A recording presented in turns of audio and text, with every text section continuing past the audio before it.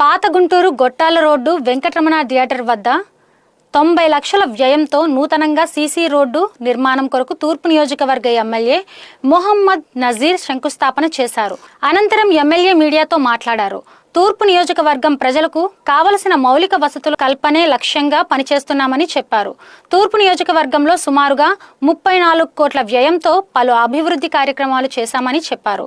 గత వైసీపీ ప్రభుత్వం హయాంలో ఈ ప్రాంతంలో ఒక్క తట్ట మట్టి కూడా వెయ్యలేదని ఆరోపించారు.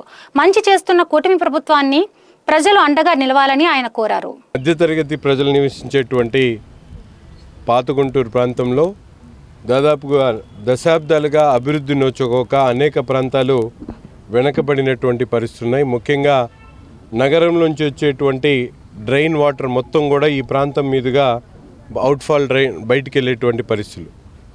కొద్దిపాటి వర్షానికే లోతట్టు ప్రాంతంగా ఉన్నటువంటి పాత గుంటూరు పూర్తిగా మునిగిపోయేటువంటి పరిస్థితులను గమనించి గడిచినటువంటి 2 సంవత్సరాల్లో పెద్ద ఎత్తున మౌలిక వసతులు అభివృద్ధి చేసేటువంటి కార్యక్రమానికి శ్రీకారం చుట్టి ముందుగా ఈ ప్రాంతానికి సంబంధించినటువంటి నందివెలుగు ఓవర్ బ్రిడ్జ్ గత 5 సంవత్సరాలుగా ఒక తట్ట మట్టి కూడా వేయలేనటువంటి దౌర్భాగ్య పరిస్థితిలో గత ప్రభుత్వం ఉంటే ఈ ప్రభుత్వం ఏర్పడినటువంటి 2 సంవత్సరాల్లో 70% పనులని పూర్తి చేయడం జరిగింది.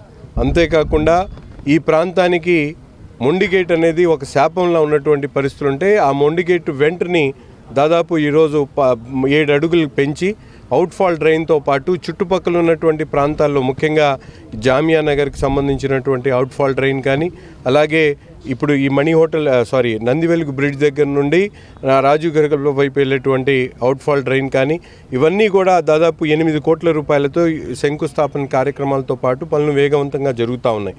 ఈ విధంగా అంతేకాకుండా నందివెలుగు ఓవర్ బ్రిడ్జ్ తర్వాత ముందు వచ్చేటువంటి బ్రిడ్జ్ని కూడా 2.5 కోట్ల రూపాయలతో R&B డిపార్ట్మెంట్ ద్వారా వాటిని కూడా అభివృద్ధి చేసేటువంటి కార్యక్రమం.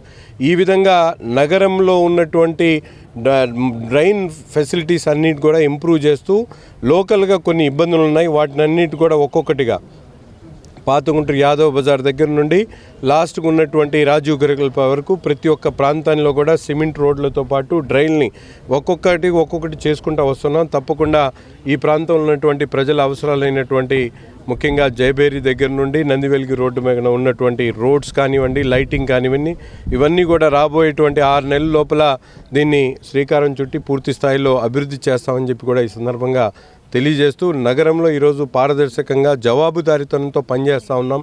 ఎవరు ఎప్పుడు ఎటు నుంచి ఫోన్ చేసినా స్పందించి దానికి తనుగుణంగా అభివృద్ధి కార్యక్రమాలతో పాటు ప్రతి ఒక్కరు కూడా అందుబాటులో ఉంటూ క్షేత్రస్థాయిలో కూటమి నాయకులందరూ కూడా ప్రజల కోసం పనిచేస్తూ ఉన్నాం. తప్పకుండా ప్రజలు కూడా అభివృద్ధిలో భాగస్వాములు కావాలి. కేవలం ఇదేదో ప్రభుత్వ పనో లేకపోతే శాసనసభ్యుడి పనని కాకుండా వారు కూడా విరివిరిగా ప్రతి ఒక్కరు కూడా తమ సమస్యలను చెప్పడంతో పాటు సమాధానాలను కూడా వెతికేటువంటి దాంట్లో భాగస్వాములు కావాలని చెప్పి కోరుతూ ఈరోజు కార్యక్రమాన్ని విజయవంతం చేసినందుకు ప్రతి ఒక్కరికి కూడా ధన్యవాదాలు.